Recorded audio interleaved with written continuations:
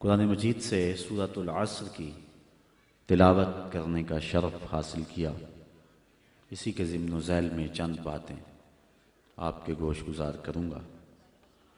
بظاہر مختصر سی صورت ہے،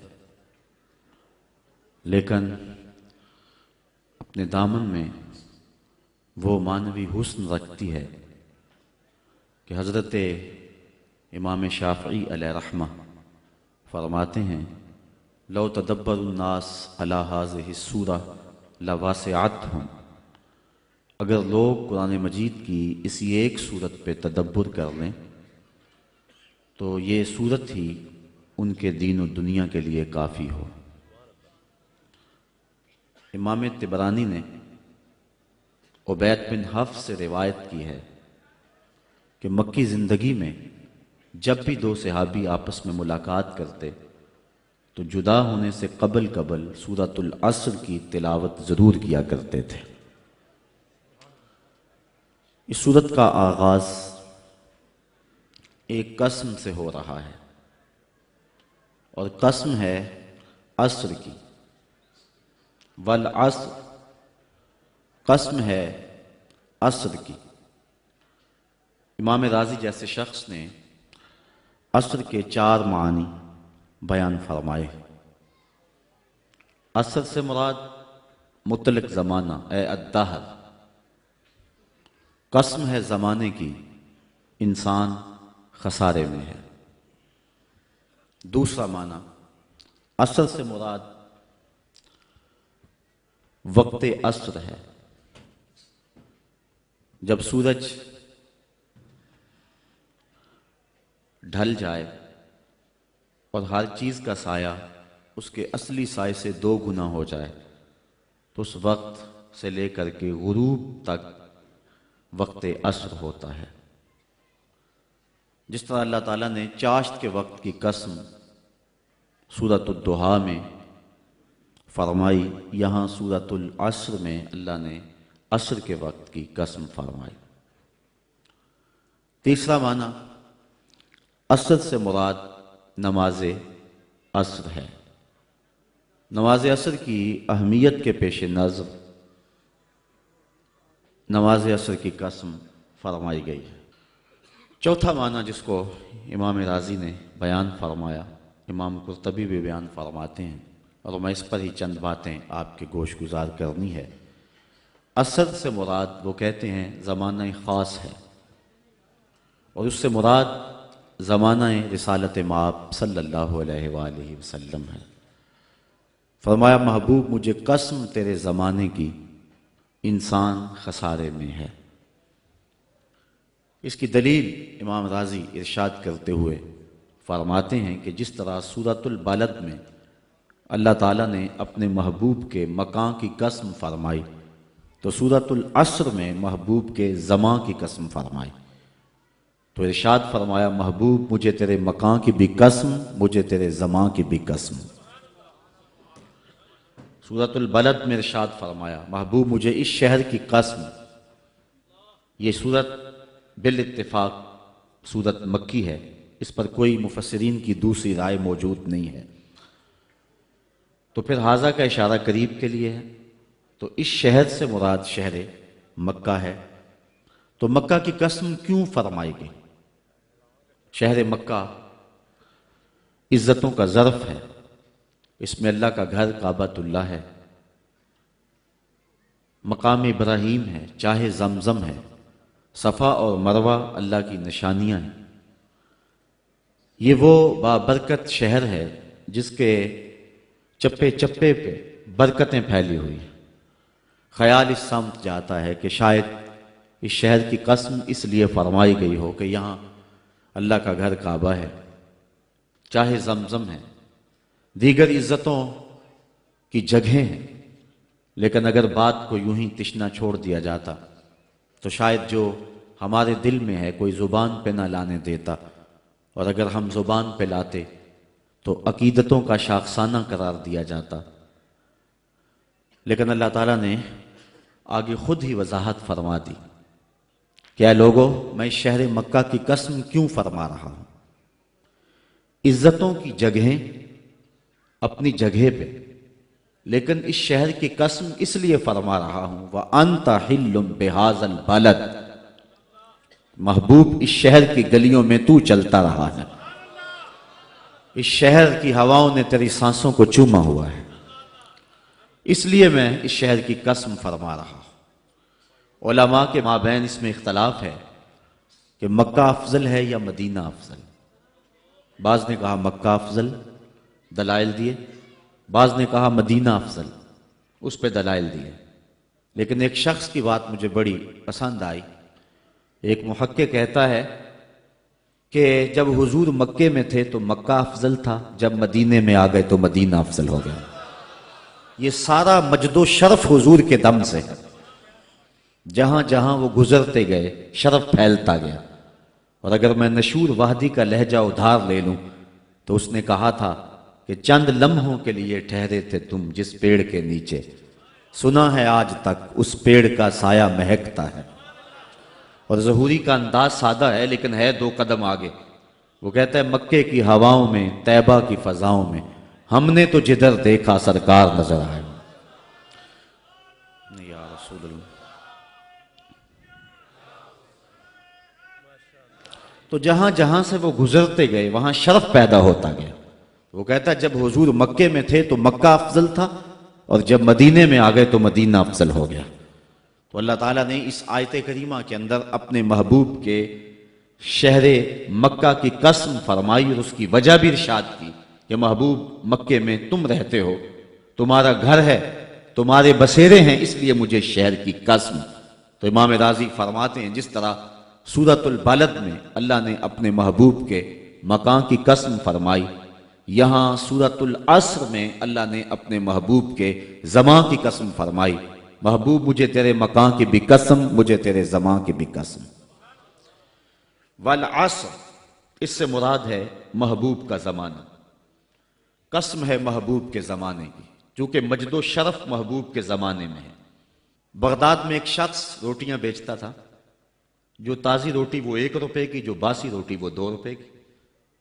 کسی نے اس کو روک کر کے پوچھا کہ کیا ماجرا ہے، باسی روٹی تو 8 آنے کی ہونی چاہیے اور تم اس کو 2 روپے کی بیچ رہے ہو؟ اس نے کہا کوئی لیتا ہے یا نہیں، میرا ریٹ یہی ہے۔ کہا بتا تو صحیح کہ باسی روٹی قیمتی زیادہ کیسے ہے؟ تو اس نے کہا کہ یہ جو باسی روٹی ہے اس کو تازہ روٹی کی نسبت 1 دن حضور کے زمانے سے قربت زیادہ ہے، حضور کی قربت کی وجہ سے اس کا وزن ہے اور اس کی قیمت ہے۔ تو کائنات میں جس کو بھی عزت ملی اور جس کے پاس بھی کوئی شرف ہے وہ حضور کے دم سے ہے۔ ہم نے قطرہ دیکھا نہ کبھی دریا پہ غور کیا، بس جہاں تیری جھلک نظر آئی وہیں ڈوب گئے۔ تو اس نسبت کے دم سے بہار ہے اور کائنات کا سارا حسن حضور کے قدموں میں ہے۔ تو کہا محبوب مجھے قسم تیرے زمانے کی، انسان خسارے میں ہے۔ اب انسان تو خسارہ ماننے کو تیار نہیں ہے۔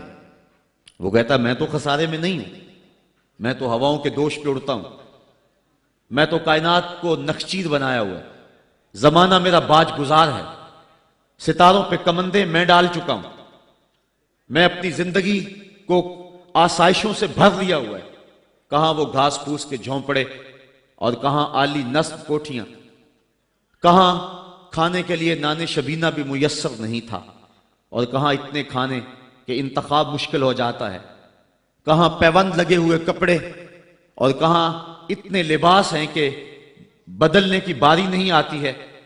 تو میں تو خسارے میں نہیں ہوں، میں تو ہواؤں کے دوش پہ اڑتا ہوں، میں تو سمندر کی تہوں میں اتر جاتا ہوں، میں تو پوری دنیا کو گلوبل ولیج بنا لیا ہوا ہے، میں تو کائنات کا سارا حسن کشید کر لیا ہے، میں تو خسارے میں نہیں ہوں۔ اللہ کہتا ہے محبوب مجھے قسم تیرے زمانے کی، یہ خسارے میں ہے، یہ خسارہ ماننے کو تیار نہیں، اور اللہ کہتا ہے محبوب مجھے تیرے زمانے کی قسم یہ خسارے میں ہے۔ تو امام راضی فرماتے ہیں، آپ فرماتے ہیں جو خسارہ ہے یہ انسانیت کا ہے۔ اگر یہ ہواؤں کے دوش پہ اڑتا ہے تو یہ انسان کا کمال نہیں ہے، یہ تو چڑیا بھی اڑتی ہے، یہ تو مکھی بھی اڑتی ہے، اگر یہ پانی میں تیرتا ہے تو یہ تو مچھلی بھی تیرتی ہے، اگر اس نے آسائشیں اور سہولتیں اپنے لیے تلاش کر لی ہیں تو وہ تو دوسری مخلوقات کو بھی حاصل ہیں۔ تو انسان کا خسارہ ہے، انسان کا۔ یہ جو عروج جس کی یہ کہانی سنا رہے یہ حیوانیت کا عروج ہے، اس کی انسانیت کہاں گئی؟ ہواؤں کے دوش پہ تو اڑتا ہے لیکن من کی دنیا سے تو نا آشنا ہے۔ یہ ستاروں پہ کمندے تو ڈال رہا ہے، ہمسائے کی تو خبر نہیں اسے کو۔ یہ دنیا کے اوپر بڑا باخبر شخص ہے لیکن اسے جو ہے وہ اپنے من کی خبر بھی نہیں ہے۔ ہمارا نرم رو قاصد پیام زندگی لایا، خبر دیتی تھی جن کو بجلیاں وہ بے خبر نکلے۔ یہ تو من سے نا آشنا ہے، کہاں گئی اس کی انسانیت؟ یہ ہواؤں میں اڑتا ہے، اگر چاند کی چھاتی پہ قدم رکھ چکا ہے وہاں سے خاک لا کے دکھاتا پھرتا ہے کہ یہ میں نے جو چاند سے خاک جو ہے وہ اکٹھی کی تھی اور یہ دیکھو میں تمہارے سامنے رکھ رہا ہوں۔ تو زمین پہ پہلے تھوڑا بوجھ تھا کہ اور خاک لے آیا، انسانیت کو اس کا کیا فائدہ ہوا؟ یہ انسانیت کا عروج نہیں ہے، انسان تو خسارے میں ہے، انسانیت تو ڈوب رہی ہے۔ گھر کی آگ بجھی تو کچھ سامان بچا تھا جلنے سے، سو وہ بھی ان کے ہاتھ لگا جو آگ بجھانے آئے تھے۔ اس کی انسانیت کہاں گئی؟ یہ بھائی ہو کے بھائی کا گلا نہیں کاٹ رہا؟ کہاں گئی اس کی انسانیت؟ کہا محبوب مجھے قسم ہے تیرے زمانے کی یہ خسارے میں ہے۔ اور قسم محبوب کے زمانے کی اس لیے فرمائی کہ محبوب کے زمانے میں انسان عروج پہ تھا، انسان نقطہ کمال پہ تھا۔ اس دور کا انسان دیکھنا ہو تو ابو بکر و عمر کو دیکھو۔ تو کہا محبوب مجھے قسم تیرے زمانے کی یہ انسان خسارے میں، اگرچہ یہ ہواؤں کے دوش پہ اڑتا ہے لیکن اس کی انسانیت لٹ چکی ہے۔ اور اگر اس نے انسان دیکھنا ہے تو محبوب آئے تیرے دور میں۔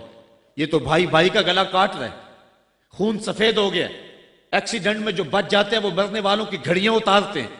اس کی تو حالت انسانی جو ہے وہ برباد ہو چکی ہے، لیکن حسن دیکھنا ہے انسانیت کا تو آئے تیرے دور میں۔ جب ایک شخص زخموں سے چور تڑپ رہا ہے اور کہتا ہے العطش، ہائے مجھے پیاس لگی ہے، ایک بندہ کہیں سے پانی کا پیالہ لیے اس کی پیاس بجھانے کے لیے آگے بڑھتا ہے اور اس کو پانی دیتا ہے اور وہ بھی ہونٹوں تک لے آتا ہے کہ دوسری طرف سے آواز آتی ہے العطش، تو یہ پیالہ اسی وقت پیچھے کر دیتا ہے اور کہتا ہے میرے بھائی کو شاید زیادہ پیاس لگی ہے، پہلے اسے دے دو مجھے بعد میں دینا۔ اور یہ جب اس کے پاس جاتا ہے اور وہ پانی پینے لگتا ہے تو تیسری جگہ سے آواز آتی ہے، یہ اسے پانی دیتا ہے تو چوتھی جگہ سے آواز آتی ہے، حتیٰ کہ 7 اشخاص کے پاس پانی لے کے جاتا ہے اور ہر ایک آگے ترجیح دیتا ہے۔ اور جب وہ 7ویں شخص کے پاس پہنچتا ہے تو پہلے کے کرانے کی آواز بڑھ جاتی ہے، یہ کہتا ہے پیچھے بھاگ پہلے اسے پانی دے، اور جب یہ پلٹ کے آتا ہے تو اس کی روح پرواز کر جاتی، پھر دوسرے کے پاس جاتا ہے تو اس کی روح پرواز کر جاتی ہے۔ پانی کا ایک پیالہ اور 7 آدمی زندگی اور موت کی کشمکش میں، نزع کا عالم، اور ایک دوسرے کو ترجیح دے رہے ہیں۔ کہا یہ تھا حسن انسانیت کا۔ محبوب جو تیرے زمانے میں تھا، مجھے قسم تیرے زمانے کی یہ انسان خسارے میں ہے، اگر خسارے سے بچنا ہے تو دامن محمد کا تھامنا ہو۔ الا الذین آمنوا کا بیان اس پہ گواہی دے رہا ہے۔ تو یہ انسان کا خسارہ ہے، انسانیت کا خسارہ ہے۔ شیخ زادہ نے بیضاوی کے حاشیے میں ایک اور خسارے کا پہلو بیان کیا ہے حضرت علی المرتضیٰ رضی اللہ تعالی عنہ سے۔ آپ فرماتے ہیں خسارہ یہ ہے، یہ انسان کی جو سانسیں ہیں، ہم لمحہ لمحہ سمجھتے ہیں کہ ہم بڑے ہو رہے ہیں لیکن ہم موت کے قریب ہو رہے ہیں۔ یہ سانسیں موت کی طرف بڑھنے والے قدم ہیں۔ تو یہ ہے انسان کا خسارہ جو اپنی سانسوں کے ذریعے کر رہا ہے۔ امام راضی لکھتے ہیں کہ ایک شخص پھٹے پہ رکھ کے برف بیچ رہا تھا اور ایک بزرگ کہتے ہیں کہ مجھے ان الانسان لفی خسر کا ترجمہ سمجھ میں نہیں آتا۔ جب اللہ کرم نوازی فرمانے لگے تو پھر ہدایت کے سامان اس کے لیے بنتے چلے جاتے ہیں، اور جب کسی کی بہتری کا اللہ ارادہ نہ کرے تو اسے قرآن سے بھی ہدایت نہیں ملتی ہے۔ تو وہ کہتے ہیں میں گیا بازار میں، سمرقند کا بازار تھا، وہاں ایک آدمی پھٹے پہ رکھ کے برف بیچ رہا تھا اور آواز کیا لگا رہا تھا، توجہ چاہوں گا، کہہ رہا تھا ارحموا من یذوب راس مالہ، اور میرے پہ رحم کرو، مجھ سے برف لے لو، اگر تم نے برف خریدنے میں دیر کر دی تو میں کمائی کیا کرنی ہے، جو میں نے پیسے لگائے ہیں وہ بھی میرے لٹ جائیں گے، میرا راس المال بھی برباد ہو جائے گا، کیونکہ برف ایسا سودا ہے کہ اگر گاہک وقت پہ نہ پہنچے تو نقصان ہو جاتا ہے۔ کوئی اور چیز ہے آج نہیں بکی تو کل بیچ لیں گے، کل نہیں تو پرسوں بیچ لیں گے، لیکن برف کا اگر گاہک وقت پہ نہ آیا تو کمائی کیا کرنی ہے، راس المال بھی لٹ جائے گا۔ تو وہ جانے والوں کو کہہ رہا تھا ارحمو من یذوب راس مال ہی، او میرے پہ رحم کرو، مجھ سے برف لے لو، اگر تم نے دیر کر دی تو میرا اثاثہ بھی لٹ جائے گا، میرا راس المال بھی برباد ہو جائے گا۔ تو وہ بزرگ فرماتے ہیں جب اس نے یہ بات کہی تو مجھے ان الانسان لفی خسر کا ترجمہ سمجھ میں آ گیا۔ میں نے کہا کہ ہم بھی اپنے سانسوں کی برف کو پگھلا رہے ہیں، اور قطرہ قطرہ جس طرح برف پگھلتی ہے، سانس سانس کر کے زندگی پگھل رہی ہے۔ اگر جلدی جلدی ان سانسوں کے بدلے میں نیکیاں لے لیتے ہیں تو یہ زندگی بچ جائے گی، ورنہ یہ زندگی برف کی طرح پگھل رہی ہے۔ ان الانسان لفی خسر، انسان خسارے کا سودا کر رہا ہے، لمحہ لمحہ موت کے قریب ہو رہا ہے، یہ سمجھ رہا ہے میں بڑا ہو رہا ہوں لیکن یہ چھوٹا ہو رہا ہے۔ جب گنتی الٹی شروع ہو جائے تو کام جلدی زیرو پر آ جاتا ہے، کسی کی 60 سے، کسی کی 70 سے، کسی کی 100 سے گنتی الٹی شروع ہے، اور لمحہ لمحہ ہم موت کی طرف بڑھ رہے ہیں۔ یہ انسانیت کا خسارہ ہے۔ ایک مفسر ہوا تبا تبائی ہے، تو ویسے ڈاماڈول، لیکن بات بڑی پتے کی لکھ گیا۔ وہ کہتا ہے خسارے کا ایک اور پہلو بھی ہے، اور اس پہ میں آپ کی تھوڑی سی توجہ بھی چاہوں گا۔ وہ کہتا ہے خسارہ یہ ہے کہ اللہ نے ایک شے کو ایک حسن دیا ہے تو دوسرے حسن سے اسے محروم رکھا ہے، تو وہ شے کہتی ہے کہ میں خسارے میں۔ اس کی مثال وہ کہتا ہے یہ پھول ہیں، ان میں خوشبو ہے لیکن روشنی نہیں ہے، اندھیرے میں آپ ان سے چراغاں نہیں کر سکتے، تو پھول کہیں گے ہم خسارے میں، ہمارے میں خوشبو تو ہے لیکن روشنی نہیں ہے۔ چاند میں روشنی ہے لیکن اس میں خوشبو نہیں ہے، تو چاند کہتا ہے میں خسارے میں کہ میرے میں روشنی تو بڑی ہے، میرے دم سے کائنات میں اجالے تو پھیل جاتے لیکن خوشبو نہیں ہے، میں خسارے میں۔ ایک بچہ کہتا ہے میرے میں بچپنے کی معصومیت تو ہے لیکن جوانی کا بانکپن نہیں ہے، لہٰذا میں خسارے میں۔ ایک جوان کہتا ہے میرے میں جوانی کا حسن تو ہے لیکن بڑھاپے کا تجربہ نہیں ہے، لہٰذا میں خسارے میں۔ اور ایک بوڑھا کہتا ہے کہ میرے میں بڑھاپے کا تجربہ تو ہے لیکن اب بچپنے کی وہ معصومیت کہاں، وہ کاغذ کی کشتی، وہ بارش کا پانی۔ اور اقبال کہتا ہے، آپ کے شہر اقبال میں آیا ہوں، وہ کہتا ہے کہ جنبش زنجیر در سے لطف آتا تھا مجھے، وہ کنڈی بھی ہلتی تھی تو اس سے بھی لطف آ جاتا تھا، آج تو نغمے بھی نہیں نہ بہلاتے، لیکن اس بچپن میں کنڈی کے ہلنے سے بھی لطف آ جاتا تھا تو غم بھول جایا کرتے تھے۔ وہ کیا کسی نے کہا تھا کہ اپنے جل جانے کا بھی احساس نہیں تھا، جلتے ہوئے شعلوں کو چھیڑا کرتے تھے، اب تو ایک آنسو بھی رسوا کر جاتا ہے، بچپن میں جی بھر کے رویا کرتے تھے، اب تو وہ رونے کا حسن بھی نہیں نہ رہا۔ تو کہا کہ میرے پاس بڑھاپے کا تجربہ تو ہے لیکن بچپنے کی معصومیت نہیں ہے، لہٰذا میں خسارے میں ہوں۔ ایک شب زندہ دار کہتا ہے کہ میرے پاس سحری کے آنسو تو ہیں لیکن علم کا بانکپن نہیں ہے، اور ایک عالم کہتا ہے کہ میرے پاس علم کے کمال تو ہیں لیکن تہجد کے سجدے نہیں ہیں، لہٰذا میں خسارے میں ہوں۔ بلبل کہتی ہے میرے لہجے میں تو حسن ہے لیکن میرے بازوؤں میں طاقت نہیں ہے، لہٰذا میں خسارے میں ہوں۔ شیر کہتا میرے بازوؤں میں تو طاقت ہے لیکن میرے پر نہیں ہے کہ میں اڑ سکوں، لہٰذا میں خسارے میں ہوں۔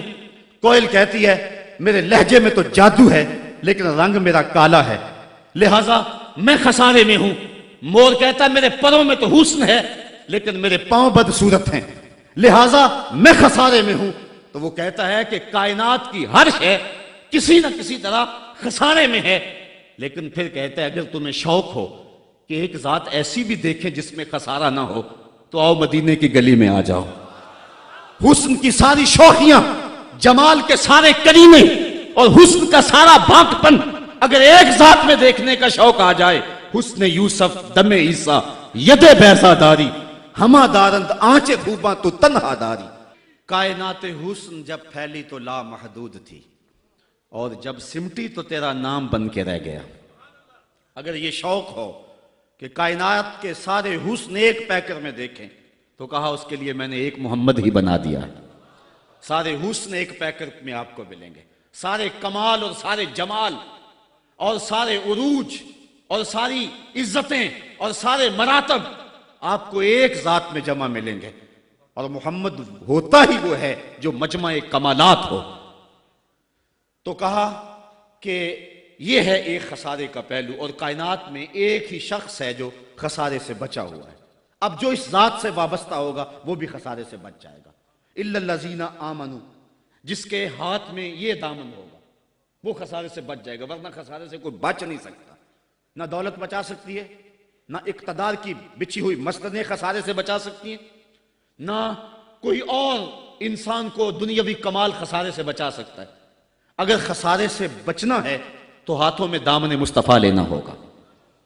وہ کبھی آپ نے دیکھا ہوگا، اب تو وہ دور بدل گیا ہے، وہ چکی ہوتی تھی جس میں وہ گندم پیستے ہیں، مختلف چیزیں، تو اس کے دو پتھر ہوتے ہیں، ایک نیچے والا ساکن، اوپر والا متحرک. تو درمیان میں اس کے ایک کلی ہوتی ہے جس کے ارد گرد اس کو گھماتے ہیں. تو وہ جو دانے ہیں وہ درمیان خالی جگہ میں ڈالتے ہیں، اس کو گالا کہتے ہیں، اس میں ڈالتے ہیں اور پھر اس چکی کو گھماتے ہیں. تو جو دانے اس مرکز سے، اس کلی سے ہٹ جاتے ہیں وہ پس جاتے ہیں، اور جو اس کلی سے لگ کے رہتے ہیں وہ بچ جاتے ہیں. کہا محبوب مجھے قسم تیرے زمانے کی، انسان خسارے میں ہے، الا الذین آمنوا، بچے گا وہ جو تیرے دامن سے لپٹ جائے گا. اور یہ میں مفہوم ایمان کا جو آپ کے سامنے دامن مصطفیٰ سے تمسک اختیار کرنا، یہ میری جذباتیت کا کمال نہیں، حقیقت ہی یہ ہے. علامہ سعد الدین تفتازانی علیہ رحمہ شرح قائد میں لکھتے ہیں کہ ایمان ہے کیا؟ آپ فرماتے ہیں الایمان ہی تصدیق بما جاء بہ النبی صلی اللہ علیہ وسلم. حضور کے علاوہ ایمان ہو ہی نہیں سکتا ہے، یہ ممکن ہی نہیں ہے. اور یہ بات بھی ذہن میں بٹھا لیں کہ حضور سے ذہنی تعلق کا نام ایمان نہیں ہے، حضور سے قلبی تعلق کا نام ایمان ہے. اور یہ میرے مسلک کی پہچان ہے. صرف ذہنی تعلق کا نام ایمان نہیں ہے، قلبی تعلق کا نام ایمان ہے. اس کو مزید سہل کروں تو حضور کو نبی جاننے کا نام ایمان نہیں ہے، نبی ماننے کا نام ایمان ہے. ورنہ کتنے لوگ تھے جانتے تھے لیکن ایمان نہ لائے. الذین آتیناہم الکتاب یعرفونہ کما یعرفون ابناءہم، جن کو ہم نے کتاب دی وہ ایسے جانتے تھے جس طرح بیٹوں کو جانا کرتے، لیکن اس کے باوجود ایمان نصیب نہیں ہوا. ایمان جاننے کا نام نہیں ہے، ایمان ماننے کا نام ہے. پھول کو بلبل جانتی نہیں، مانتی ہے. اگر مانتی نہ ہوتی تو پھول کے گرد رقص سے بسمل کے تماشے نہ کرتی.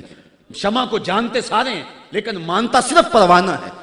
تو ایمان جاننے کا نام نہیں ہے، ایمان ماننے کا نام ہے. اور جہاں تک جاننا بمعنی ادراک ہے تو وہ تو آج تک میرے رسول کو کوئی جان ہی نہ سکا. سب سے زیادہ قربت تو حضرت سیدنا صدیق اکبر رضی اللہ تعالی عنہ کو حاصل تھی.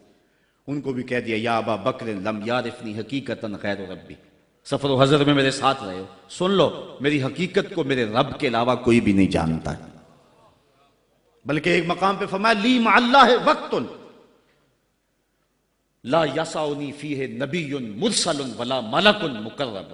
میرا اور میرے رب کا معاملہ ایسا ہے کہ درمیان میں نہ کوئی نبی آ سکتا ہے، نہ کوئی رسول اور پیغمبر آ سکتا ہے، اور نہ کوئی فرشتہ مقرب درمیان میں آ سکتا ہے. تو جہاں تک تعلق ہے حضور کو جاننے کا بمعنی ادراک، تو آج تک حضور کو اللہ کے علاوہ کوئی جان ہی نہیں سکا ہے. مولوی کا تو دماغ خراب ہو گیا کہ وہ مسجد میں ترازو رکھ کے بیٹھ گیا اور نبی کو تولنے لگا. میں تو کہا کرتا ہوں ڈٹھے ورق قرآن دے پھول سارے، تیری شان جیا نہیں کوئی ہور ڈٹھا، تیری شان دا کرے مقابلہ جیڑا انہوں عاشقاں اصلی چور ڈٹھا. کوئی نور آکھے کوئی بشر آکھے، پیندہ رات دینے ایہو شور ڈٹھا. اللہ والیاں گل مکا دیتی تساں ہور ڈٹھا ساں ہور ڈٹھا. تم نے پتہ نہیں کس کو دیکھا ہے جو سکی بیٹی کو بھی نہیں بخشوا سکتا. لاہور قصر نور میں ایک شخص، آپ بھی سارے جانتے ہیں، میرا نام لینے کا مزاج نہیں ہے، ٹیلی ویژن پہ بھی وہ چیختا ہے، تو وہ کہنے لگا کہ نبی تو سکی بیٹی کو بھی نہیں بخشوا سکتا. تو میں نے بعد میں اٹھ کے کہا، میں نے کہا لوگوں آج تو لوگ اسے ووٹ نہیں دیتے جو تھانے سے نہ چھڑا سکے. سنبھلتا نہیں جن سے اپنا دوپٹہ، سنبھالیں گے کیا وہ کلیجہ کسی کا. جو تھانے سے نہ چھڑا سکے لوگ اسے ووٹ نہیں دیتے، اور جو اپنی بیٹی کو بھی نہ بخشوا سکے پھر کلمہ پڑھنے کا فائدہ کیا. جو افراد خانہ کی بگڑی بھی نہیں بنا سکتا، جو سکی بیٹی کو بھی نہیں بخشوا سکتا. میں نے کہا میاں تم اس کی بات کرتے ہو جو سکی بیٹی کو بخشوا نہیں سکتا، ہم تو اس کے قصیدے پڑھتے ہیں جس نے کہا فاطمہ تو جنتی عورتوں کی سردار ہے. تم اس کی بات کرتے ہو جس کے چاہنے سے کچھ نہیں ہوتا، ہم تو اس کی بات کرتے ہیں جس کی انگلی اٹھے اور چاند کے ٹکڑے ہو جائیں. او سڑیاں کھجوراں اگا جاندا ہے، او پتھراں نو کلمے پڑھا جاندا ہے، قطرے کو سمندر ذرے کو ستارہ کرتے ہیں، کونین کو خم آ جاتا ہے جب زلف سنوارا کرتے ہیں۔ ہم تو اس نبی کو ماننے اور جاننے والے ہیں، می وریا کستوریاں دا جدوں یار نچوڑیاں زلفاں، می وریا کستوریاں دا جدوں یار نچوڑیاں زلفاں، تے قبلہ دے بنیا سائم جدے یار نے موڑیاں زلفاں۔ وہ تو رخ پھیر دے تو خدا قبلے نہیں بدل دیتا۔ لوگ کہتے ہیں چاہنے سے کچھ نہیں ہوتا، میں کہتا ہوں ساری دنیا ہی مصطفیٰ کی چاہت پہ ہے۔ قبیلہ بنو سلیم کی مسجد ہے، 4 رکعتی نماز ہے، 2 رکعت پڑھی جا چکی ہیں، 2 رکعت ابھی باقی ہیں۔ خاطر آتر میں بات آئی کہیں قبلہ بدل جائے تو کیا خوب ہے، تو فوراً جبریل آگے کہا محبوب پھر دیر کاہے کی ہے، ابھی رخ پھیر لو۔ اب جن لوگوں نے مسجد قبلتین دیکھی ہے کہ پہلا قبلہ بالکل شمال میں اور موجودہ قبلہ بالکل جنوب میں، اور صحابہ تو ذہنی طور پہ اس کے لیے تیار ہی نہیں ہے، تو بتا دیا جاتا کہ اگلی نماز ہم ادھر پڑھیں گے۔ یہ نماز کا وقت بدلنا ہو نا تو 1 دن پہلے بتانا پڑتا ہے، کل سے نماز ظہر 2:15 بجے پڑھیں گے۔ اگر اسی دن ایسا کر لیں تو لوگ کہیں گے کہ یہ امام تو سلیقہ ہی نہیں رکھتا ہے، ہم تو آئیں 2 بجے کے حساب سے اور اب 2:15 تک بیٹھے رہیں۔ تو نماز کا وقت بدلنا ہو تو 1 دن پہلے بتانا ہوتا ہے، اور یہاں تو قبلہ بدلنا تھا، ایک نماز ہی پہلے بتا دیا جاتا، لیکن کہا محبوب ابھی رخ پھیر لو۔ یا اللہ تیری نماز تو پوری ہو لے، کہا میری نماز بعد میں پوری ہوگی، پہلے تیری مرضی پوری ہوگی، پہلے تیری مرضی پوری ہوگی۔ می وریا کستوریاں دا یدو یار نچوڑیاں زلفاں، قبلہ دے بنیا سائم جدے یار نے موڑیاں زلفاں۔ وہ تو رخ بدل دے خدا قبلے بدل دیتا، ہم اس نبی کی بات کرتے۔ تو بات کر رہا تھا کہ ایمان جاننے کا نام نہیں ہے، ایمان ماننے کا نام ہے۔ یہ تصدیق بما جاء بہ النبی صلی اللہ علیہ وآلہ وسلم۔ ایمان کے بعد اب یہ بات بھی ذہن نشین کریں کہ اس دنیا پہ سب سے بڑی دولت مجھے اور آپ کو جو عطا کی گئی ہے وہ دولت ایمان ہے، سب سے بڑی دولت۔ اگر ایمان نہیں سب کچھ مل گیا، کچھ بھی نہیں ہے، اور اگر کوئی چیز پاس نہیں ہے لیکن ایمان کی دولت موجود ہے تو یہ سب سے بڑا حسن اور سب سے بڑی بہار۔ اقبال کہتا ہے کہ اقبال یہ کس کے عشق کا فیض عام ہے، رومی فنا ہوا حبشی کو دوام ہے۔ یہ وہ دولت تھی جس کے دم سے اجالے ہوئے دنیا پر سب سے بڑی دولت جو حضرت انسان کو دی گئی ہے وہ دولت ایمان ہے، اور قیامت کے دن سب سے بڑی دولت جو حضرت انسان کو دی جائے گی وہ دیدار الہی ہوگا۔ تو یہ سب سے بڑی دولت، اور یہ محض اللہ کی کرم نوازی سے نصیب ہوتی ہے۔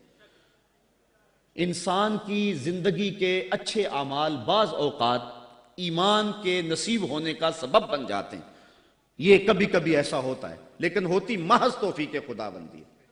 اس کی مثال جس طرح المجاشی فرزدق شاعر کا دادا حضور کی خدمت میں حاضر ہوتا ہے اور آقا کریم کی خدمت میں حاضر ہو کر کے اسلام کی دولت سے مالا مال ہوتا ہے، اور پھر عرض کرتا ہے حضور میں نے اپنے زمانہ جاہلیت میں 360 بچیوں کو زندہ درگور ہونے سے بچایا، تو کیا مجھے اس نیک عمل کا جو زمانہ جاہلیت میں نے کیا اس کا کوئی صلہ ملے گا؟ چونکہ شاعر تھے اور شاید بڑا گداز اور نرم دل ہوتا ہے، وہ تو شاخ سے ٹوٹتے ہوئے پھول کو بھی برداشت نہیں کر سکتا۔ وہ کیا کہا تھا اقبال نے، دل نہیں شاعر کا ہے کیفیتوں کی رست خیز، کیا خبر تم کو درون سینہ کیا رکھتا ہوں میں، سچ اگر پوچھے تو افلا سے تخیل ہے وفا، دل میں ہر لہجہ نیا محشر بپا رکھتا ہوں میں، در غم دیگر بسوز و دیگر آرا ہم بسوز، گفتبت روشن حدیث گر توانی دار ہوش، کہہ گئے ہیں شاعری جزویست از پیغمبری، ہاں سنا دے پڑھ کے ان کو پیغام سروش۔ امیر منائی نے غالباً کہا تھا کہ خنجر چلے ہم پہ، خنجر چلے کسی پہ ہم، اور تڑپے جو ہم امیر تو درد سارے جہاں کے ہمارے جگر میں۔ اور اقبال نے آنکھ سے تشبیہ دی شاعر کو ایک جگہ پہ، مبتلا درد ہو کوئی عذر روتی ہے آنکھ، کس قدر ہم درد سارے جسم کی ہوتی ہے آنکھ۔ تو جب کوئی ظالم باپ اپنی بیٹی کو زندہ درگور کرنے لگتا تو یہ کہتا کہ میں تڑپ اٹھتا، گابن اونٹنیاں دے کر کے اس بچی کی جان چھڑا لیتا۔ اس طرح میں نے 360 بچیوں کی جان چھڑائی، کیا زمانہ کفر میں کیے گئے میرے اس نیک عمل کی مجھے کوئی جزا ملے گی؟ تو حضور نے مسکرا کے فرمایا کہ تجھے اس کی جزا مل تو گئی ہے کہ اللہ نے تجھے ایمان عطا فرما دیا۔ تو کبھی ایسا ہوتا ہے، لیکن اگر ایمان نہیں ہے تو اعمال کی جزا نہیں ہے۔ اسی لیے الا الذین آمنوا وعملوا الصالحات، اعمال کی جزا بصورت ایمان اگر مل جائے تو مل جائے، اور اگر ایمان نہیں ہے تو پھر آخرت میں لا خلاق کوئی حصہ نہیں ہے۔ الا الذین آمنوا وعملوا الصالحات۔ انسان خسارے میں ہے، خسارے سے بچے گا وہ جس کے دامن میں چار چیزیں ہیں، ایک ایمان، اور دوسرا اعمال صالحہ۔ ایمان کی زینت ہے، ہمارے احناف کے نزدیک اعمال نفس ایمان میں داخل تو نہیں ہے کیونکہ وہ مجرد تصدیق قلبی کا نام ہے، لیکن ایمان کا حسن جو ہے وہ اعمال ہیں۔ آج ہمارا حال یہی ہے کہ دعوی ایمان ہمارے پاس موجود ہے لیکن مسلمانوں والے اعمال ہمارے پاس نہیں ہیں۔ تیرے صوفے ہیں فرنگی، تیرے کالی ہیں ایرانی، خون کے آنسو رلاتی ہے جوانوں کی تن آسانی، ہر کوئی مست مئے ذوق تن آسانی ہے، تم مسلمان ہو یہ انداز مسلمانی ہے، حیدری فقر ہے نئے دولت عثمانی ہے، تم کو اسلاف سے کیا نسبت روحانی ہے، وہ معزز تھے زمانے میں مسلمان ہو کر اور تم خار ہوئے ہو تارک قرآن ہو کر۔ آج ہم صرف دعوے کی حد تک ہیں۔ شکوے میں اقبال جب چیخ چیخ کے کہتا ہے کہ تیرے کعبے کو جبینوں سے بسایا ہم نے، نو انسانی کو غلامی سے چھڑایا ہم نے، صفائے داہر سے باطل کو مٹایا ہم نے، تیرے قرآن کو سینوں سے لگایا ہم نے، پھر بھی گلا ہے ہم سے کہ وفادار نہیں، ہم وفادار نہیں تو بھی تو دلدار نہیں۔ تو جب اس کا جواب آتا ہے تو سنیے، لہجہ تھوڑا سا بدلا کہ میرے کعبے کو جبینوں سے بسایا کس نے، نو انسانی کو غلامی سے چھڑایا کس نے، صفائے دہر سے باطل کو مٹایا کس نے، میرے قرآن کو سینوں سے لگایا کس نے، تھے تو آباب تمہارے ہی مگر تم کیا ہو، ہاتھ پہ ہاتھ درے منتظر فردا ہو۔ ذرا کبھی اپنے اندر جھانک کر کے دیکھا کہ ہم ہیں کہاں اور کس جگہ پہ کھڑے ہوئے ہیں۔ آج ہم مسلمان ہونے کی بات کرتے ہیں لیکن کبھی دیکھیں کہ ہمارے عمل کی پوزیشن اور حالت کیا ہے، آج ہم کس جگہ پہ کھڑے ہوئے ہیں۔ لالو لکشمن پرشاد نے ایک کتاب لکھی عرب کا چاند، اور یہ ایک ہندو رائٹر ہے، اور اس میں اس نے حضور کی سیرت اتنے خوبصورت اور دل فریب پیرائے میں بیان کی کہ گویا سطروں کے اندر چراغ ہی رکھ دیے ہیں۔ تو کسی نے سوامی لکشمن پرشاد سے پوچھا کہ تو نے مسلمانوں کے نبی پر اتنی خوبصورت سیرت کی کتاب لکھی ہے، تو حضور کا غلام کیوں نہیں بن جاتا؟ تو جو اس نے جواب دیا، اگر ہم اس پہ تھوڑا سا تفکر کریں تو وہ ہماری آنکھیں کھول دینے کے لیے کافی ہے، لیکن اگر ہم اس پہ غور نہ کریں تو وہ ایک گاڑی ہمارے روڈ پہ چلتی ہے، اس کے پیچھے لکھا ہوا ہے عقل نہ ہو تو موجہ ہی موجہ۔ بات یہ ہے، بات سوچنے والوں کے لیے ہوتی ہے۔ تو سوامی نے جواب دیا تھا کہ جب میں نے حضور کی سیرت لکھنے کے لیے امہات کتب سیر کو پڑھا تو یہ جذبہ میرے سینے میں بھی گڑائیاں لینے لگا کہ میں اس نبی کا غلام کیوں نہیں بن جاتا، لیکن جب میں مسلمانوں کے کردار کو دیکھتا ہوں تو میں کہتا ہوں میں ہندو ہی ٹھیک ہوں۔ ہمارا کردار لوگوں کے ایمان کے راستے میں رکاوٹ بنا ہوا، اور ایک زمانہ تھا کہ ہماری میتیں بھی ایمان دیا کرتی تھی۔ امام محمد کا جب جنازہ اٹھا تو پورا بصرہ امڑ آیا، یہودی عیسائی کہنے لگے مسلمانوں کا امام جا رہا ہے اور اس کا آخری دیدار ہے، چلو تم بھی آخری دیدار میں شامل ہو جاؤ اور جنازے میں شامل ہو جاؤ۔ لوگ ذوق و شوق کی فراوانی میں آگے بڑھ بڑھ کے جنازے کی چارپائی کو کندھا دے رہے تھے۔ تو اگر کسی عیسائی اور کسی یہودی کا جی چاہا کہ میں بھی مسلمانوں کے امام کے جنازے کی چارپائی کو کندھا دوں، تو ہمیں تاریخ بتاتی ہے پھر جس کا کندھا امام محمد کے جنازے کی چارپائی کو چھوا اس کے لبوں پہ کلمہ جاری ہو گیا۔ ہمارے بزرگوں کی تو لاشیں بھی کلمہ دیا کرتی تھیں، اور آج ہماری زندہ لاشیں لوگوں کے ایمان کے راستے کے اندر رکاوٹ بنی ہوئی۔ ہم کبھی غور کریں، رو رہی ہے آج ایک ٹوٹی ہوئی مینا اسے، کل تلک گردش میں جس ساکی کے پیمانے رہے، خیر تو ساکی سہی لیکن پلائے گا کسے، اب نہ میں کش رہے باقی نہ میں خانے رہے۔ رو رہے ہیں آج وہ دشت جنو پرور جہاں، رقص میں لیلا رہی لیلا کے دیوانے رہے، وائے ناکامی متائے کارواں جاتا رہا، کارواں کے دل سے احساس زیاں جاتا رہا۔ جن انگاروں پہ اس وقت میں اور امت مسلمہ اور آپ کھڑے ہیں، کون اس سے بے خبر نہیں ہے؟ کابل میں کون لٹ رہا ہے؟ کندھار میں کس کی گردنیں کاٹی جا رہی ہیں؟ اور شبرغان کے اندر کس کے بالوں کو نوچ کر کے زخموں میں تیزاب چھڑکا جا رہا ہے؟ غزہ کی پٹی میں کس کے بچے ذبح کیے جا رہے ہیں؟ موصل میں احمد کس محمد بن قاسم کو پکار رہی ہے؟ کندھار میں، کابل میں، دشت لیلا میں، تورا بورا میں، کسورا میں اور دریائے آمو کے دونوں کناروں پر جو قیامت بپا ہے، کبھی ہم نے احساس کیا 1,40,00,000,000 انسان اس وقت خانمہ برباد ہیں، 56 اسلامی ریاستیں آج بے بس نظر آتی ہیں، اور بے حسی کی ایسی چادر اوپر تنی ہوئی ہے کہ کسی کو احساس ہی نہیں ہو رہا، اور متاع کارواں بھی لٹا چلا جا رہا ہے۔ ہم تو صرف 313 تھے اور دنیا کو ناکو چنے چبوا کے رکھ دیے۔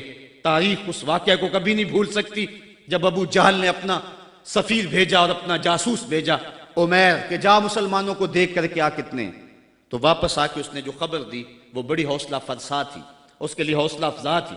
اس نے صنادید قریش کو اکٹھا کر کے کہا کہ یہ عمیر کی رپورٹ سنو، یہ کہتا ہے صرف 3 اونٹ کھا سکیں گے، یعنی 300 سے اوپر نیچے، ان کے پاس اسلحے بھی پورے نہیں ہیں۔ تو میری مشاورت یہ ہے، صبح لڑائی کی نوبت نہیں آئے گی، رسیاں کٹھی کرو، صبح انہیں پکڑیں گے، اونٹوں کی پشتوں پہ جکڑیں گے اور جا کے حرم کعبہ کی دیواروں کے ساتھ باندھ دیں گے، جو بعد میں دور دور سے لوگ آیا کریں گے ان کو ان کا تماشا دکھایا کریں گے۔ یہ نئے لوگ تھے جنہوں نے ایک نئے دین کی داغ بیل ڈالی تھی۔ جب یہ ساری باتیں وہ کر چکا تو عمیر نے جو بات کہی، تاریخ نے اس کو محفوظ کیا۔ عمیر کہنے لگا تم کہتے ہو رسیاں کٹھی کرو، میں اس قوم کو دیکھ کے آیا ہوں، اگر میری بات مانتے ہو تو رات کی تاریکی میں بھاگ سکتے ہو تو بھاگ جاؤ، واللہ میں نے ایسے لوگ دیکھے ہیں۔ اس کے لفظ ہیں وَلَٰكِنْ رَأَيْتُ يَا مَعْشَرَ قُرَيْشَ الْبَلَايَا تَحْمِلُ الْمَنَايَا، اے قریش کے سرداروں اتنا بھی تکبر میں نہ آؤ، میں ان آنکھوں سے دیکھ کر کے آیا ہوں کہ یثرب کی اونٹنیاں اپنی پشتوں پہ نری موتیں اٹھا کے لے آئی ہیں، اور وہ زخمی سانپوں کی طرح پیچ و تاب کھا رہے ہیں، اور کل ان میں سے کوئی مرے گا نہیں جب تک تم میں سے ایک ایک کو لڑ نہیں جاتا۔ تو اگر تمہارے اتنے لوگ مارے جائیں تو افسوس ہے تمہارے جینے پہ۔ تم کہتے ہو رسیاں کٹھی کرو، میرا مشورہ ہے رات کی تاریکی میں بھاگ سکتے ہو تو بھاگ جاؤ۔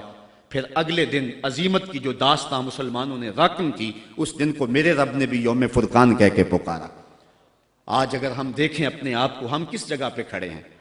1,40,00,000,000 انسان اور یہ ہجوم اور 56 اسلامی ریاستیں، اور آج ہمارے اوپر جو حال ہے، آج ہے رسوا زمانے میں کلاه لالا رنگ، جو سراپا ناز تھے ہیں آج مجبور نیاز۔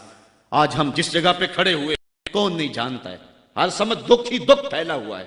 ہمیں بڑی سنجیدگی سے سوچنے کی ضرورت ہے اور اپنے عمل کے محاسبے کی ضرورت ہے۔ یہ پچھلے دن گجرانوالہ میں بھی سڑکوں پہ لوگ نکل آئے تو میں بھی لوگوں میں شامل تھا، اور کون شخص ہے کہ جس کو امریکہ کے ساتھ ہمدردی ہوگی اور بش کے لیے دل میں کوئی نرم گوشہ ہوگا؟ وہ بدبخت شخص جس کی آستین کے ایک تار سے مسلمانوں کا لہو ٹپکتا ہے۔ تو میں نے لوگوں کو جو جوش و غضب میں نعرے لگا رہے تھے، ایک بات میں نے کہی تھی، میں نے کہا تھا آج تم امریکہ سے ٹکرانے کی بات تو کر رہے ہو، لیکن کبھی اپنے آپ کو جھانک کر کے دیکھا تمہاری مسجدوں کی لیٹرینوں کے جو لوٹے ہیں وہ بھی تو زنجیروں سے بندھے ہوئے ہیں۔ یہ تمہاری اخلاقی گراوٹ کی کہانی ہے۔ اگر باہر کوئی واٹر کولر نصب کر دیتا ہے تو اس کے اوپر جو گلاس رکھتا ہے وہ بھی زنجیروں سے باندھ کر کے رکھنے پڑتے ہیں۔ یہ ہے ہماری حالت، اور ٹکر لیتے ہم امریکہ سے۔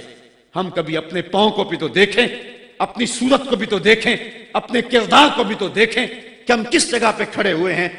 ایک اچھا مسلمان تو بننے کی بڑی دور کی بات ہے، ہم ابھی تک تو ایک قوم نہیں بن سکے ہیں۔ ہم نے غور کرنا ہے، اِلَّا الَّذِينَ آمَنُوا وَعَمِلُوا الصَّالِحَاتِ، اسلام ہم سے عمل مانگتا ہے، صرف زبانی دعووں سے کچھ نہیں ہوگا۔ عمل سے ہم نے اس دعوے پہ دلیل فراہم کرنی ہے۔ وَتَوَاصَوْا بِالْحَقِّ وَتَوَاصَوْا بِالصَّبْرِ، حق اور صبر کی وصیت۔ بات لمبی ہو رہی ہے اس لیے میں اپنی بات کو مختصر کرتا ہوں۔ یہ وصیت کا جو تکرار ہے اس میں بھی مفسرین فرماتے ایک حسن ہے تاکہ مومن کبھی بھی وصیت کے عمل کو کبھی نہ چھوڑے۔ امام قرطبی نے حق پر جو ہیں وہ 3 قول بیان فرمائے ہیں۔ ایک قول یہ ہے کہ حق سے مراد قرآن ہے، اور میں اس پہ 2 باتیں آپ کے پیش کر کے اجازت چاہوں گا۔ اس دور میں بلکہ ہر دور میں قرآن کے دامن کو تھامنا ہی جو ہے وہ نجات کی ضمانت ہے۔ امام ترمذی نے حضرت علی المرتضیٰ سے حدیث جو ہے وہ تخریج کی ہے کہ حضور قرب قیامت کے تذکروں سے لوگوں کو آگاہ کر رہے تھے، تو عرض کی حضور پھر اس دور میں بچنے کی صورت کیا؟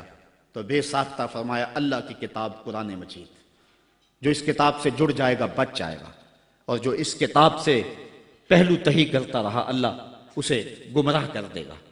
یہ وہ پاکیزہ کتاب ہے جو روشنیوں کا منبع ہے۔ قرآن مجید کے 5 حق ہیں، اس پہ الگ بحث کی جا سکتی ہے، لیکن میں ایک بات آپ کے سامنے رکھنا چاہتا ہوں بڑے درد دل کے ساتھ کہ کیا ہم نے قرآن مجید کے حقوق کو پہچانا؟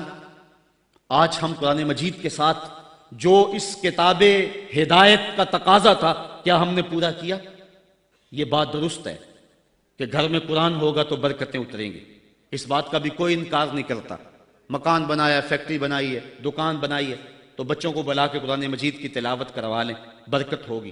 میں اس کا انکار بھی نہیں کرتا کہ مرنے والے کی روح کو اصال ثواب کریں گے تو اس کی قبر میں نور اترے گا۔ یہ بات بھی درست ہے کہ قرآن کے نور کے مقابلے میں کوئی ناری مخلوق نہیں ٹھہر سکتی، اس کے الفاظ کا دم کریں تو شفا نصیب ہوگی۔ لیکن مجھے بتاؤ کیا قرآن مجید کے نزول کا مقصد یہ تھا؟ آپ کے شہر اقبال میں ہوں، اور اقبال سے پوچھ لیتے ہیں، بڑی خوبصورت بات کر گیا۔ بندے صوفی و ملا اسیری حیات از حکمت قرآن گیری، با آیاتش ترا کار جزی نیست کہ از یاسین او آساں بمیری۔ وہ کہتا ہے تو جاہل صوفی اور کاہل ملا کے ایسے پھندے میں پھنسا کہ تو نے قرآن سے زندگی تلاش نہیں کی۔ قرآن کی آیتوں سے تجھے صرف اتنا ہی کام رہ گیا کہ جب تیرے بوڑھے کی روح اٹک گئی تو سورہ یاسین لے کے بیٹھ گیا تاکہ اس کی روح آسانی سے نکلے۔ اقبال کہتے ہیں اس میں کوئی شک نہیں ہے کہ اس کی روح آسانی سے نکل جائے گی، لیکن مجھے تو افسوس تیرے پہ یہ ہے کہ تو نے قرآن سے بھی مرنا ہی سیکھا۔ جس قرآن سے تو نے مرنا سیکھا کاش اس قرآن سے تو نے جینا بھی سیکھ لیا ہوتا۔ اس کا ایک ایک حرف زندگی بخش ہے، اس کا ایک ایک لفظ نور بانٹتا ہے، حیات آفری ہیں اس کی آیتیں، اور یہ کتاب برکت ہی نہیں، کتاب ہدایت بھی ہے، یہ کتاب رحمت لوگوں کو زندگیاں دیتی ہے، حیات بخش ہے یہ کتاب، اس سے وابستگی اختیار کرنے والا زندگی کا حسن پا جاتا ہے۔ لیکن تو نے اس قرآن سے بھی مرنا ہی سیکھا، اور تو نے اس کو بس اسی مقصد کے لیے قرآن کو پڑھا، کاش اس قرآن سے تو نے جینا بھی سیکھ لیا ہوتا اور زندگی کا حسن اس سے کشید کر لیا ہوتا۔ وَتَوَاصَوْا بِالْحَقِّ، حق سے مراد جو ہے وہ قرآن ہے، وَتَوَاصَوْا بِالصَّبْرِ، اور صبر سے مراد ایک تو دکھوں پہ صبر ہے، شدائد پہ صبر ہے، اور امام قرطبی اور امام رازی اور دیگر ائمہ تفسیر لکھتے ہیں اس سے مراد عبادت پر تسلسل یہ بھی مراد ہے، صبر سے مراد استقامت علی الدین بھی مراد ہے، اور صبر سے مراد جو ہے وہ مشکل حالات میں دین کے دامن کو تھامے رکھنا یہ بھی مراد ہے۔ آج میری اور آپ کی حالت یہ ہے کہ آج ایک فیشن کے طور پہ یہ بات کہی جاتی ہے جی دین پہ چلنا بڑا مشکل ہے۔ میں پوچھتا ہوں دین پہ آج چلنا مشکل ہے یا جب بلال حبشی چلے تھے تو اس وقت چلنا مشکل تھا؟ آج تو ہم مسجد میں آئے تو قالین بچھے ہوئے تھے، گرم پانی دستیاب تھا، ہیٹر چل رہے تھے، اور ہم کہتے دین پہ چلنا بڑا مشکل ہے۔ ذرا ان سے پوچھو جن کی چمڑی بھی ادھیڑ کے رکھ دی گئی، جن کے جسموں کو لوہے کی ٹنگیوں سے چھید دیا گیا، لیکن انہوں نے نہیں کہا تھا کہ دین پہ چلنا مشکل ہے۔ حضرت بلال حبشی کو جو ہے وہ سنگریزوں پہ کھینچا جاتا ہے اور وہ کنکر ان کے جسم میں کھپ جاتے ہیں اور کھینچ کر کے پھر نکالا جاتا ہے، کبھی تپتے ہوئے کوئلوں پہ ان کو رکھا جاتا ہے۔ امیہ بن خلف چنگارتا ہے بلال رک جاؤ چمڑا ادھیڑ دیں گے، لیکن بلال مسکرا کے کہتا ہے تو تر شروع ہو کے گالی ہزار دے، یہ وہ نشہ ہی نہیں جسے ترشی اتار دے۔ اور بدنامی سے بڑھتا ہے محبت کا جنون، نشہ اتنا ہی تیز ہوتا ہے جتنی ہوا لگتی ہے، تو جو کرنا ہے کر۔ بلکہ بلال حبشی کو تپتی ہوئی ریت پہ لٹایا اور سینے پہ رکھا پتھر، اور بلال مسکرا رہے، اور کوئی شخص پاس سے گزرا، کہا بلال مسکرا رہے ہو اور یہ تمہارے اوپر اتنا ظلم اور جبر کر رہے ہیں؟ تو بلال حبشی نے جو جواب دیا، کہا تم بازار میں جاتے ہو نا مٹی کا برتن خریدنے، تو اس کو بھی ٹھونک بجا کے دیکھتے ہو کہ اس کی آواز تو ٹھیک ہے کہیں کچا تو نہیں ہے۔ کہا تم تو برتن بھی خریدتے ہو تو ٹھونک بجا کے دیکھتے ہو، میرا رب بلال کی خریداری کر رہا ہے، وہ ٹھونک بجا کے دیکھ رہا ہے کہ کہیں بلال کچا تو نہیں ہے۔ میں کہتا ہوں مالا خرید لے بلال کو، خرید لے بلال کو، یہ کچا نہیں ہے، تیری راہ میں جان بھی مارنی پڑی تو قربان کر دے گا۔ آج شور ہم نے ڈالا ہوا ہے، بڑا مشکل ہے دین کے اوپر چلنا۔ ذرا اس کی کہانی بھی پڑھو، ذرا اس کی زندگی بھی دیکھو کہ جس کی دونوں ٹانگوں کو دونوں اونٹوں کے ساتھ باندھ دیا گیا، اور کہا پھر جا اپنے نظریے سے، ورنہ ابھی جب اونٹوں کو ہانکیں گے تیرا جسم چر جائے گا اور 2 حصوں میں تقسیم ہو جائے گا۔ اس نے کہا کر لو جو کرنا ہے، اور جب اونٹوں کو ہانکا لگایا گیا، ہمیں تاریخ بتاتی ہے کہ جب اس کا جسم چرنے لگا اور سرخ سرخ قطرے گرنے لگے تو ہمیں ہماری عقل تو یہی کہتی ہے کہ اس نے چیخوں سے آسمان کو سر پہ اٹھا لیا ہوگا، لیکن ہمیں تاریخ نے بتایا جب تک زباں بولتی رہی اس کے لبوں پہ یہی تھا، فزت برب الکعبہ، فزت برب الکعبہ، کعبے کے رب کی قسم میں زندگی کی بازی جیت گیا ہوں۔ آج شور ہم کر رہے ہیں، یار ہم سے تو وہ عورت اچھی، ابھی دور کی بات نہیں ہے، اقبال نے نظم کیا، وہ ایران کی طاہرہ نامی عورت جس کو ایک کنویں کے کنارے کھڑا کیا، اس کے سامنے اژدہا ڈالے اس کنویں کے اندر اور بچھو ڈالے اس کنویں کے اندر، کہا پھر جا اپنے نظریے سے ورنہ اس میں پھینک دیں گے تجھے۔ اس نے کہا مجھے ایک رات کی مہلت دے دو، کہا جا دی، رات گزر گئی، پھر وہاں لے جایا گیا، کنویں کے کنارے کھڑا کیا گیا، وہ کنواں جس میں اس کے سامنے بڑے بڑے سانپ اور اژدہا ڈالے تھے، کہا پھر جا اپنے نظریے سے ورنہ تجھے دھکا دے دیں گے اور یہ سانپ تیری بوٹیاں نوچ لیں گے۔ اس نے کہا پھینک دو۔